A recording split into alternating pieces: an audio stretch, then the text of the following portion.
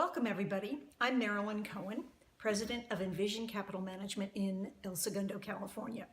You may be wondering who watches these videos. Well, clients and many do-it-yourself bond investors. I have a couple of important pieces of information as far as what's happening in the municipal bond market that I think you need to know. First of all, I'd like to talk about what's happened post-tax bill. Unintended consequences are being sifted through right now, and they're hitting the municipal bond market in a big way.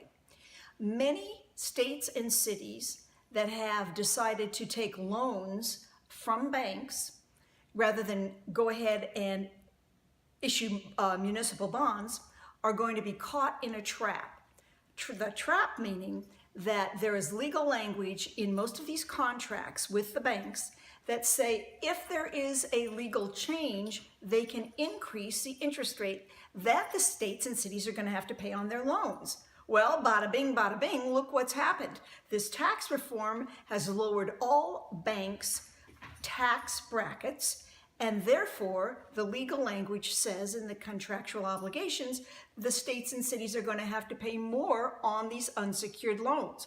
Why would a state or city have an unsecured loan? Well, it's cheaper than going through the SEC and getting all kinds of investment bankers, etc., and issuing bond municipals out there.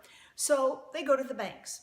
Well, how big a deal is this? Well, some estimates are we're talking about $180 billion out of the $3.8 trillion muni market. So it's of consequence. And how do you dig down on this? Well, let me give you a couple of examples. The state of Wisconsin has a loan out with a bank for $279 million. Based on the tax rates and the new verbiage, they're going to have to pay an extra $750,000 a year in interest payments to the bank. How about Tennessee? Tennessee has about a $70 million loan, and how much more are they going to have to pay? Around $300,000. Why should you care? Well, if you own any of these municipal bonds, you want to have your arms around what their indebtedness is. And this is something most people don't look at in the footnotes.